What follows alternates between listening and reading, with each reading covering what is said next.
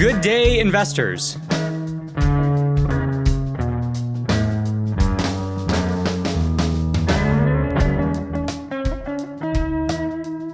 Welcome to Vested with Jared Bowers. This podcast is where I help us apply the tools of money management to everything else in life.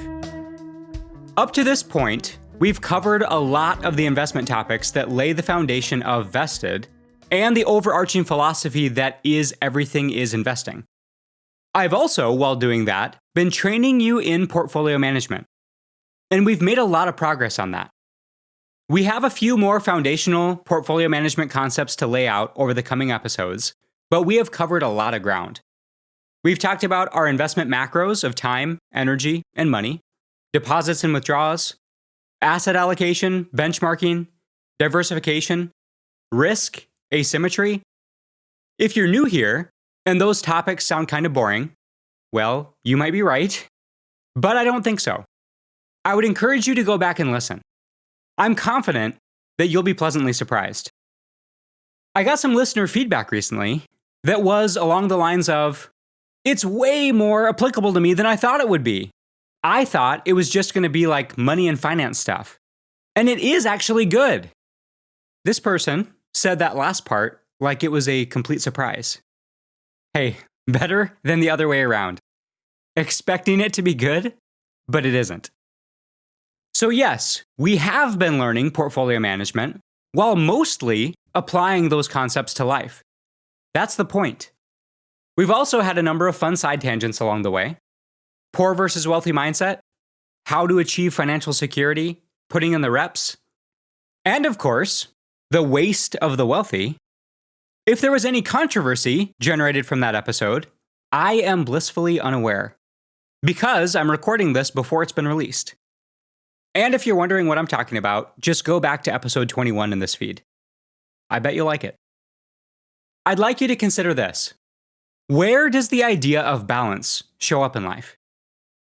Balance is talked about and treated like it's pretty important. And we probably should care about it. Work-life balance is one of the first things that comes to mind. We will get into that.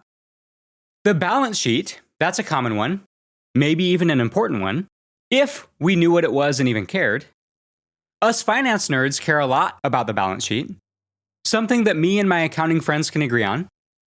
Speaking of accounting, how about account balance? Hey, we know that one. Gotta check that one every once in a while, right? You might be thinking about calorie balance. Not too little, not too much, just right. Or on the sports side, how about something like the balance beam? It is incredible to watch high-level gymnasts on the balance beam, isn't it? It's kind of hard to watch though, at least for me. You know that feeling you get when you see somebody walk right up to the edge of a cliff? That twinge deep in your guts? That is how I feel watching those athletes flip around on the balance beam. In the last episode, we talked about defaults, inertia, and the action of inaction. We talked about the fact that every portfolio drifts. Financial portfolios drift because some assets grow faster than others.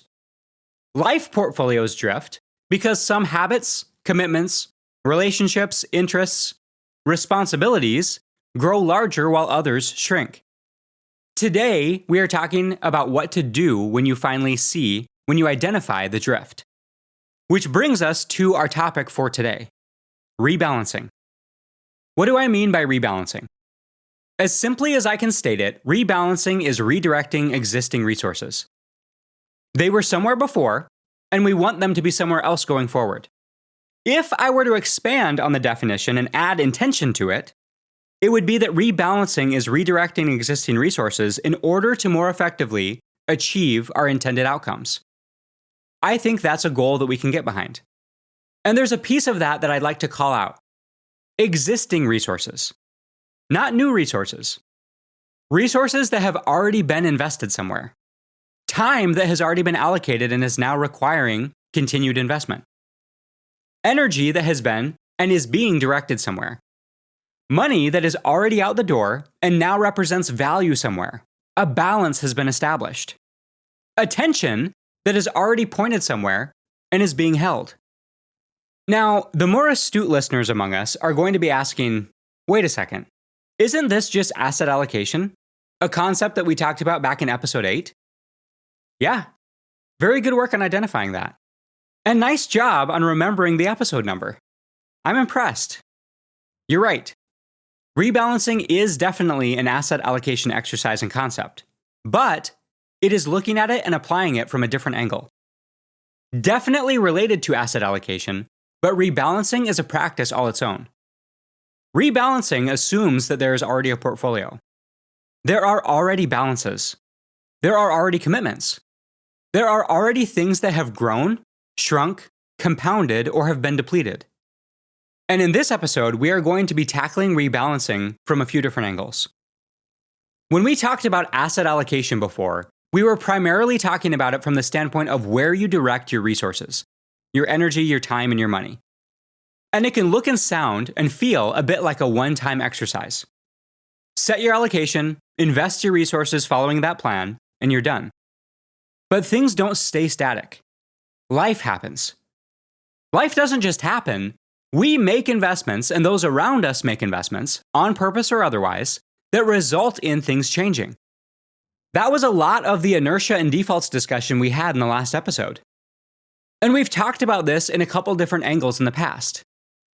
There is no such thing as neutral. Stasis doesn't exist in most areas of life.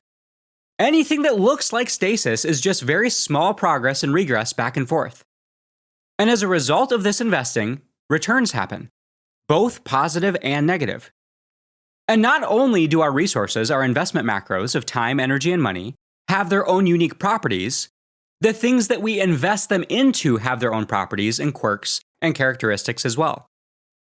The original allocation plan that we set and invested based on still applies. But now, months and especially years later, things look different because of that. That is where rebalancing comes in. Rebalancing applies the same principles and approaches of asset allocation, but it's taking into account our existing balances, the characteristics of each account, the positive and negative returns up to this point, and the drift away from spec that has happened as a result. Rebalancing asks the questions, what do I already own? What has grown or shrunk in size? What account balances do I have? And do each of them still deserve the place they have in my portfolio? A quick money investing example might help frame this. If I start out with a portfolio of 10 stocks with equal weights, meaning 10% in each, and that is my target, my plan, my allocation, after a week of being invested, that allocation will be different, but not by much. Unless it was a doozy of a week, which happens sometimes. After a year of being invested, its original allocation will probably still be identifiable, but the portfolio has definitely changed. And after a decade, that allocation will be different by a lot. The portfolio may be unrecognizable compared to its original allocation. By that point in time, there may have been even bankruptcies, spin-offs, mergers. Some of the names may have even changed outside of my control. But over that time, I can respond to those changes by rebalancing. Through tweaks, sells, buys, trims, I can keep my portfolio mostly or fully within spec. One of the great things about rebalancing is that we're talking about resources that already exist, many of which are now the result of how they grew, hopefully even more than what we originally invested. We don't have to create them or find them, but we do have to redirect them sometimes in the way that they should go. And if you train up your macros when they are young in the way that they should go, when you are old, they will not depart from you. Or said not as a double negative, they will stay with you. And not only stay with you, you will have nice, big, healthy account balances. When it comes to whether we should rebalance, sometimes the answer is yes. Sometimes the answer is no. Sometimes it just needs a trim. Sometimes it needs to be sized up. Sometimes we need to sell completely. And sometimes we need to buy something new. And usually the hardest part is not knowing what to do. The hardest part is pulling the trigger and moving the resources that are already there. In the portfolios that I manage of stocks and bonds, one might think that the biggest thing that occupies my time is finding new companies to buy and deciding which existing companies to sell out of. I wish that was the case. That is a big part of the job, and a very important part of the job, but I spend a lot more time on rebalancing. Most of what I do on a daily, weekly, monthly basis, when it comes to my activities in the markets, my actual buying and selling, are not getting rid of existing companies fully and adding new companies, changing businesses inside the portfolio. Let's say selling completely out of a tech company and buying completely into a new healthcare company. I really only make changes of that magnitude, get rid of a company and add a new one just a handful of times a year. Most of what I do when I make changes in the portfolio, both my personal portfolio and those of my clients, is rebalancing. The selling that I typically do is mostly trimming. It's bringing a company from 5% down to 3%. Most of the buying that I do is sizing up, not buying a new company, but bringing a company that's at 1% up to 3%. I would say that easily over 90% of the trading activity that I do in my portfolios are exercises in rebalancing. This is especially true in more conservative accounts. If I have a portfolio that is roughly balanced between equity and debt, stocks and bonds, and that is their target allocation, the equities tend to go up a lot faster than the bonds, at least in an average year, especially in an average decade. So I spend a lot more time keeping those accounts in balance, trimming the equities and buying fixed income, buying bonds. This is also true when it comes to life. We don't spend most of our time, most of our investing, most of our buying and selling across our accounts of life, getting rid of one thing and adding something new, ending or starting a relationship, moving to a new company or starting a business, selling, buying, or building a house, starting new hobbies. Most of what we do is an exercise in rebalancing, trimming, sizing up, spending more or less time with someone, shifting job responsibilities, updating, renovating, or redecorating our home, spending more or less time, energy, and money on a hobby. You get the picture. Before we move on, let's briefly define our rebalancing tools and methods, just to make sure that we're on the same page. I mentioned each of these a few times already, but they deserve some defining. Every rebalancing decision fits into 4 categories. We can trim, which is to reduce something that has become too large. We can size up, which is to add more to something that deserves more. We can sell, which is to completely remove something that no longer belongs. Or we can buy, add something new that better fits the portfolio. We can see pretty clearly how these apply to stock portfolios. But let's look at examples of how each of these apply in life. In life, they work the same way. They're just applied to things beyond money. If we are trimming in life, we might be trimming time spent on mindless entertainment. Not getting rid of it completely, but scaling it back. We may trim a hobby that's become too time-consuming. We may need to trim work for a season if it's crowding out our health or our family when we need to focus on that. We might trim a good commitment that has become too expensive, requiring too much of our resources. And as we talk through these examples, it's important to note that we don't trim bad things. We sell bad things. We trim good things in order to reorder them in our lives. The second thing we can do is size up. Add to what's already there. We may size up our exercise routine. We may size up the amount of sleep that we need. We may size up our focus on our family, the time that we spend with our spouse or our kids. We may size up our saving and investing.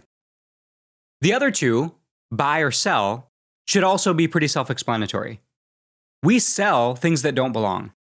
A toxic relationship, the unused subscription, the volunteer commitment that no longer fits, that habit that keeps producing bad returns. We also have the opportunity to buy, to add things into the portfolio that fit better. Maybe a new good habit, a new community, adding a new skill and practicing it. We may add coaching, counseling, education to what we're pursuing and what we're putting our resources toward. These moves sound simple enough when we list them out. Trim, size up, sell, buy. But if rebalancing were easy, we would all have much better managed portfolios. Rebalancing in our lives is not difficult because we're unsure where to start. A lot of the time we know. We know where the allocation is wrong. We know something has become too large, or something important has been underfunded. We know a commitment no longer fits, or a bad habit is producing bad returns. Sometimes the changes that we need to make are not easy decisions, even if they are easy to identify, especially if it's against the inertia that's already there.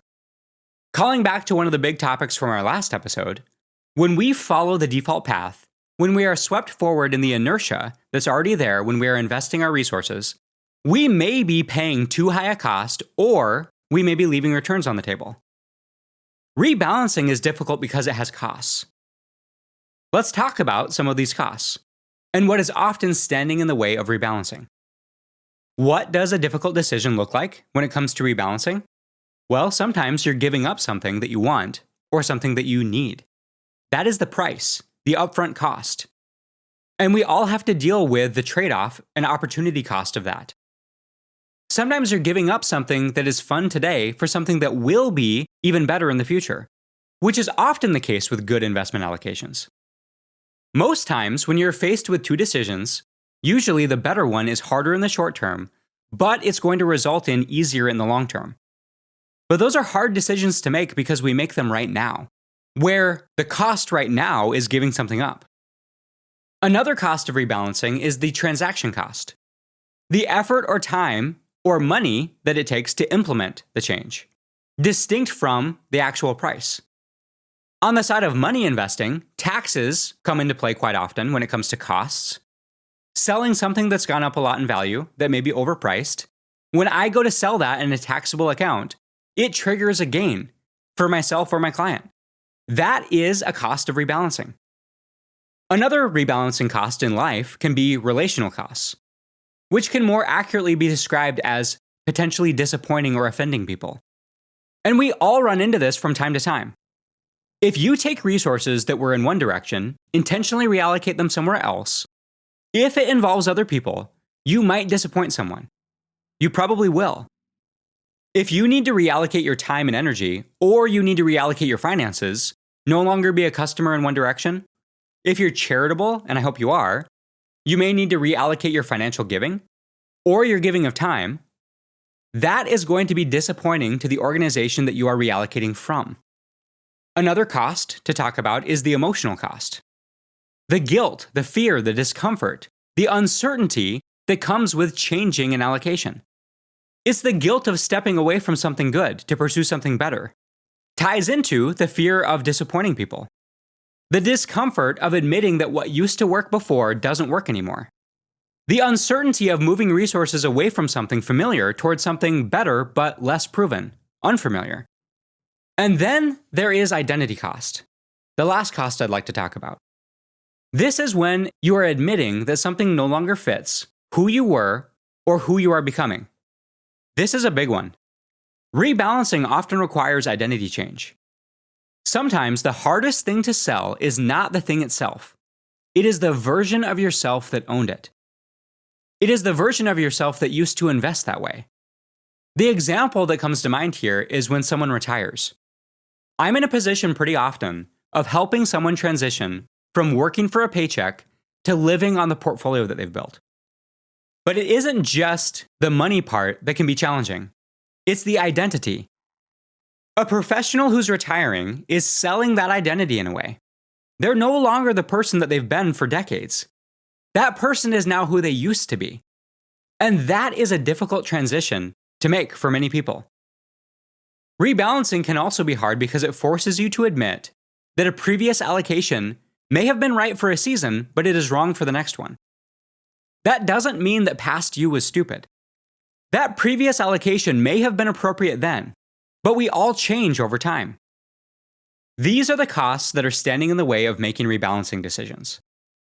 Ultimately, all of these are friction of some kind. There's a conflict. There's a cost, even if it's just the time or effort required. These costs, along with inertia, can keep us defaulted into the path that we're already on. We need to count those costs because oftentimes, when we have identified a better allocation, the cost of inaction is so much greater than the cost of action. And if that's the case, then we have to pay the cost of doing business. If we have determined that it's worth it, then we need to recognize that life has costs that need to be paid. And if the company portfolio analogy doesn't do it for you, let's try this one. We should look at our portfolios in life as gardens that need tending. Many times, our misallocations or suboptimal portfolios are not the result of conscious decisions that we made to underinvest or overinvest. More often, they're the result of portfolio drift. And our portfolios do drift. So as it applies to our gardens in life, we need to pull weeds sometimes. We need to replant things. We need to fertilize and water. We need to prune or uproot things that got too big or start taking over. We need to be intentional about the balance or imbalance that we have in life. And I have to be honest with you, yes, I grew up on a farm. No, I do not enjoy gardening. But I still do it sometimes, when I have to, because I love my wife. But I have trimmed gardening pretty far back though, compared to what it has been in the past. Now, before we go any further, I need to make something very clear. Rebalancing is not the same thing as making everything equal. Nor is it about getting the account balance or allocation exactly back to what it was. That may have been the right allocation before, but it may not be now. Another caveat is that we do not rebalance simply because we notice that the balances have shifted. We rebalance because we need to, and because we've identified a better allocation. Our accounts or portfolios being unbalanced isn't necessarily the problem, or a problem at all, as long as it's done on purpose. Rebalancing is not triggered by imbalance alone. Rebalancing is triggered by misalignment. If the allocation is big, but still aligned with the purpose, the season, the returns we are pursuing, great. Let it be big. But if the allocation is big because it drifted there accidentally, or because it is crowding out something more important, or because it no longer is producing the returns that we need, then that is the time to act. There's a prevalent idea out there that finding or achieving balance is the point of life. There are podcasts and blogs and books and coaches and classes dedicated to helping people achieve that magical state that can be described as balance. And up to this point, you might have been getting that impression from me in this episode. That is not what I advocate in most areas. Rebalancing is redirecting existing resources in order to more effectively achieve our intended outcomes. And I'll tell you now that the point is not perfect balance. Why? For one, because it's not possible. Here's what we get when we try to keep everything in perfect balance. We put all of our effort into trying to keep it perfectly balanced, which results in a lot of frustration and not much else. Remember back to my question at the beginning of this episode. Where does the idea or application of balance show up in life? I mentioned work-life balance, the balance sheet, the account balance, calorie balance, and the balance beam. None of those are as balanced as they seem. Hold the thought on work-life balance for now. Let's talk about the balance sheet. The balance sheet doesn't need to be balanced. It automatically balances. If your assets grow on one side, either the debt or the equity grew or both grew on the other side. The point of that isn't to find balance. It's just a way of figuring out the math. With the account balance, you don't want to balance your income and expenses. You want the bank account balance to grow because your income is higher than your expenses. That is imbalance that you want. It's just imbalance in the right direction. When it comes to calorie balance, there's no such thing. When you've just eaten, you are in a calorie surplus. And when you're really hungry right before the next meal, you are probably in a calorie deficit. That's a good thing. Perfect calorie balance would require eating a tiny bit of food every few minutes. Forget that. Not worth the effort and not going to provide benefit even if you could do it. Might actually cause problems trying to live that way. On the balance beam, you wouldn't watch it if the gymnasts were in perfect balance the entire time. The entire point of that is an exercise in controlled imbalance, where the gymnast is also keeping themselves on the beam. Lots of ups and downs. Lots of movement. A gymnast displaying perfect balance would be standing perfectly still on the beam. That wouldn't be fun for anybody, the spectator or the performer. Remember what we've talked about a few times. There is no such thing as stasis. This is very much in that same vein. What looks like balance is just short periods tilted slightly one way, followed by short periods tilted slightly the other way. Kind of like trying to stand on a big exercise ball. You shift slightly back and forth, slightly side to side. If you're able to achieve perfect balance, it's only for an instant. And here's the big problem with that. Slightly. There ain't no progress to be had in slightly. The returns exist somewhere else, somewhere clearly more intentional and unbalanced than slightly. If perfect balance is the goal, all your energy ends up being focused on keeping things balanced, and you can't really do much else. Consider this example. The first-time parent who needs to have everything perfect, overly safe, just right. Diapers a tiny bit wet? Changed. Spit up on the shirt? Changed. Hold and rock the baby carefully, back and forth, with that soft baby Einstein music playing in the background. Light set just right. And you want to throw something at the neighbor for daring to mow their lawn on a Saturday afternoon because your baby is trying to sleep in their perfect environment that you are trying to create. All they do is try to keep things just right. And they are exhausted and can't do anything else. And by the way, the baby usually just throws it all off balance anyway. They don't care about your perfectly laid plans. Compare that to parents by the time they've had their third kid come around. The diaper gets changed when you pick up the baby and feel the diaper give a bit of a swing. Heavy enough to throw off the baby's center of gravity? Time to change it. They nap on the go. You throw them in the front carrier and you mow the lawn. Of course, with the baby earmuffs on yourself, because you couldn't find yours, and you find out that the blare of the mower helps them stay asleep. Side benefit. And you imbalance your way into making progress on what needs to be done. I'll just tell you now, instead of dancing around it for longer. The point isn't about perfect balance. The point is about intentional imbalance. And the very important step beyond that, building the skill of executing imbalance really well. Calling back to our gymnast example, they are experts at executing imbalance in a way that keeps them on the beam. And when it applies to imbalance in our lives, there are two ways that imbalance can happen: intentionally or unintentionally. And we can get some of our best returns by being intentionally unbalanced for a time. Unbalanced portfolios that got that way by accident often have consequences. An unbalanced portfolio of food consumed and movement done or not done will result in bad outcomes. An unbalanced portfolio of time invested or not invested in relationships, or certain relationships taking up too much space in our lives, is going to cause issues. But unbalanced portfolios that are being invested that way with intention, and for a purpose, and for a season, can generate some of the greatest returns in money and in life. Let's get into how.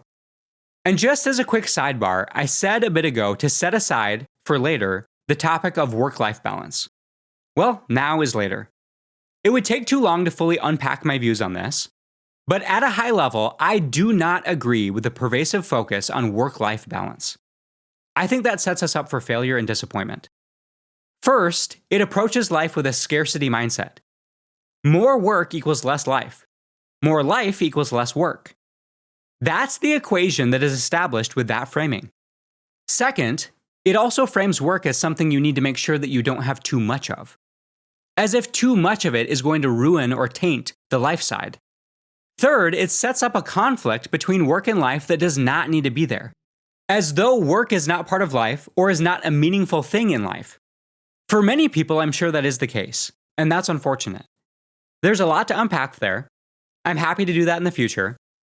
But most people that I know want more success in life, however they would define it. And the most successful people that I know got there because they had periods of very little balance. Usually very little of what would be called work-life balance. And they had long periods of imbalance. And this applies to every area of life where real progress is made, not just on the career or money side. And to be clear, I am not defending burnout, neglect, or being a workaholic. Those are bad allocations too. My issue is with the framing that work and life are opposing forces. I'll have at least one episode dedicated to what I believe is a much better approach, and it happens to be the approach that I try to practice myself, which is called work-life integration. As a teaser to that, you do not balance your way to wealth. You do not balance your way to PRs in the gym. You do not balance your way to meaningful relationship progress. You don't balance your way to genuine fluency in another language. You don't balance your way into figuring out parenting.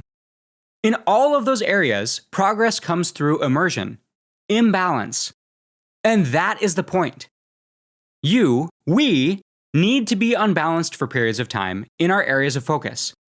And that is a great thing if done well, on purpose, and for a purpose. I will begrudgingly pull away from the work-life balance or work-life integration conversation for now. But this is the part that very much ties into our topic today. Progress requires imbalance. Really important things require us to make unbalanced investments at times. And another name for unbalanced intentional investments is concentration. We've touched on concentration briefly in past episodes. Concentration is necessary for making progress and achieving market-beating returns. Again, applied to money and to life. Most people who look like they have excellent balance in life and have achieved a measure of success have probably figured out something that looks like balance.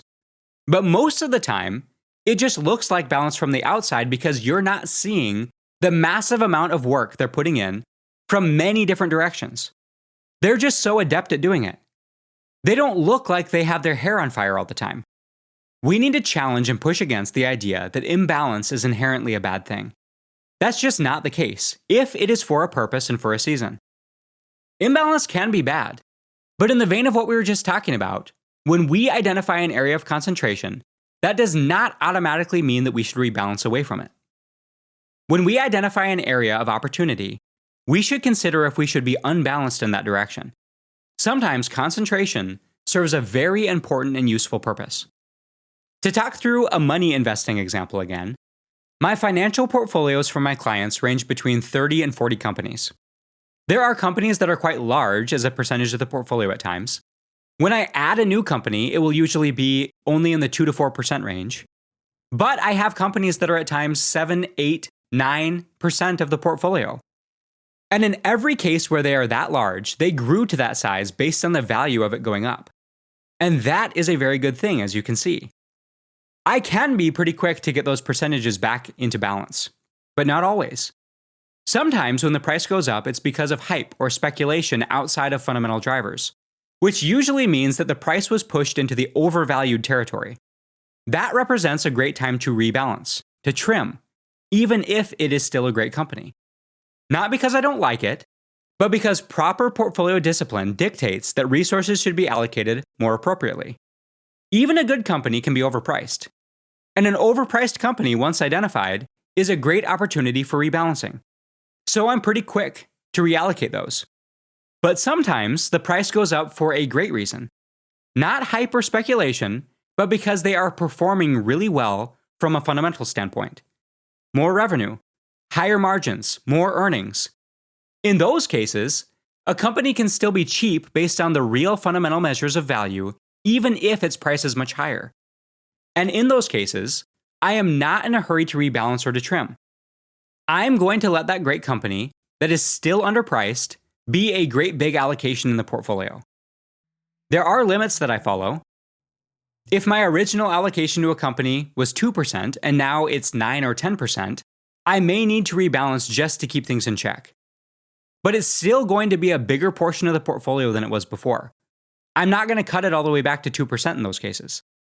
If a company is still a good price and is still growing and being driven by fundamental results, it would be a bad decision to sell it or to aggressively trim it when I don't have to. Just because we have an area of imbalance or concentration does not mean that we need to trim or sell to rebalance it. I need to make sure that this is clear. Concentration is not evidence of a problem. It could be a problem, or it could be because the investment is working. Sometimes the right move is to let a winner keep winning. But let the winner run is not the same as never trim.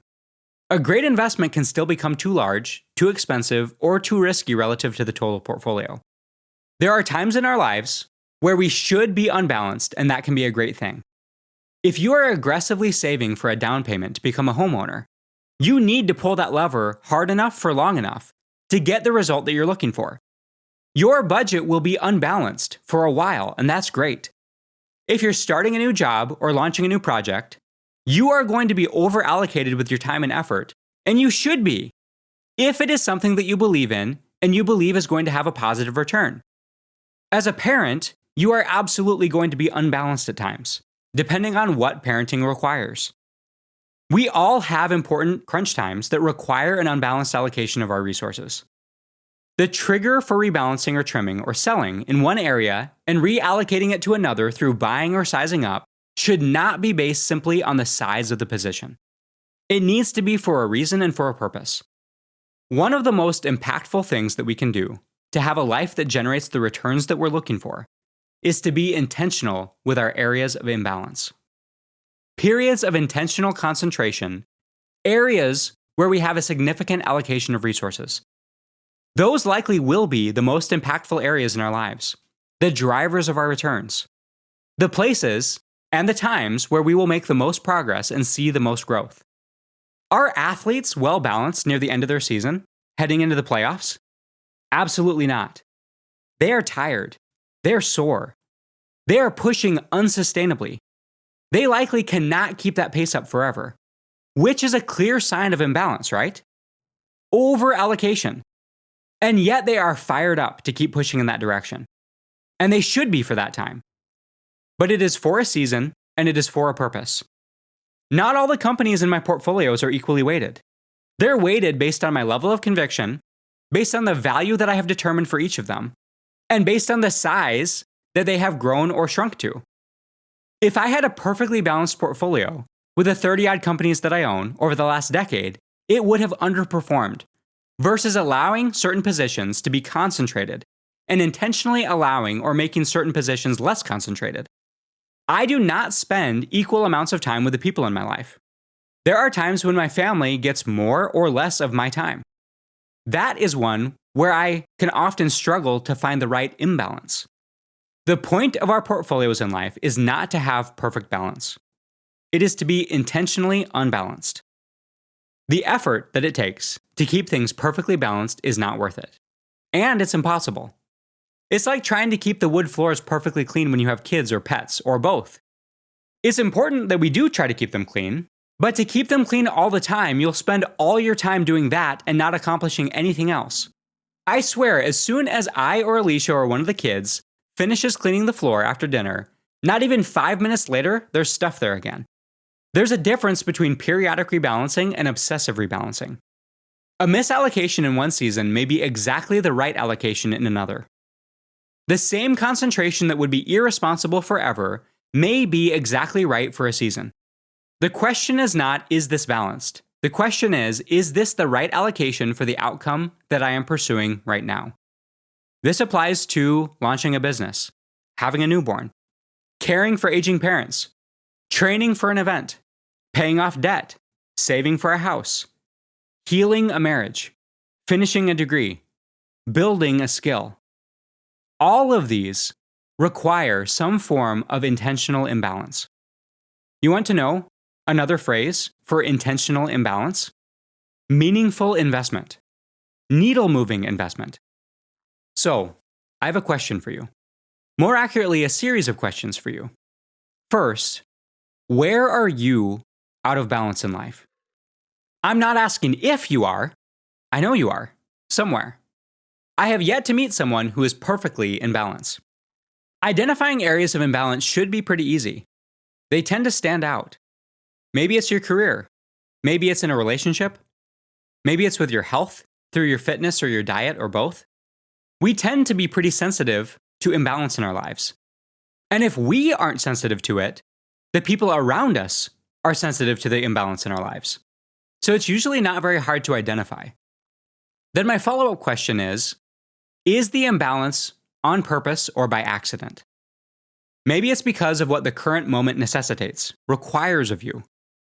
Maybe it's because your life portfolio accidentally drifted. It just happened. Or maybe it's because you are intentionally unbalanced. Which brings us to our next question. Is the imbalance appropriate for this season? It might be. And if it is, then great. Whether it's required or whether it's something that you want to do, the responsibility on us becomes trying to establish the length of that season. That can be hard to do accurately. But imbalance, even if it's good and on purpose and for a purpose, will create rub points if left that way for too long. It's the sports season that keeps going where injuries start to accumulate. It's leaning too hard into work, telling yourself that you're going to pull back at some point, but you never do. And one of the most helpful ways to identify how long we should be in that season of imbalance is to ask our next question. Is your imbalance producing the returns that you want? Try to assess this honestly and objectively. Maybe you're still laying the groundwork and you expect the returns to come. Okay, keep that imbalance for longer. But maybe your focus from before produced returns earlier, but not any longer. Okay, in that case, time for a change. And after coming to terms with these questions, consider this last one. What needs to be trimmed, sized up, sold, or bought? If the imbalance is by accident and not producing the returns that you're targeting, or is on purpose but not producing what it once did, it is time to put your portfolio manager hat on and make some trades. My hope with this is that it gives you the confidence and permission to reallocate resources, to identify what needs to be adjusted, and then to come to terms with the cost. Being balanced is one of the most common goals I hear from people. That's a bummer, because they're striving for something that is either impossible or is just going to result in mediocre returns, because they're putting all of their effort into trying to be balanced. And for those of us who are imbalanced, we end up spending a lot of our time feeling guilty that we aren't balanced. But imbalance is only bad if it is too much for too long, or if our resources are going in a direction that they shouldn't be going in, or are not producing the returns that we're targeting.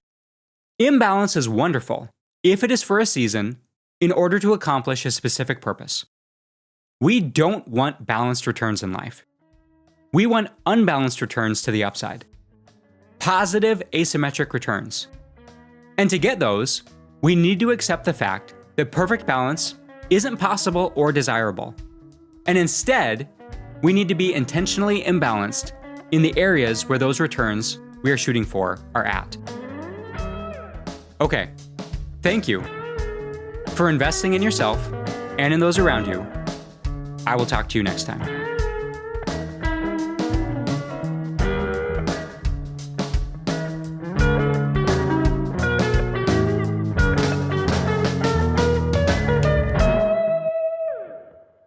Dag nabbit, I didn't plant these weeds.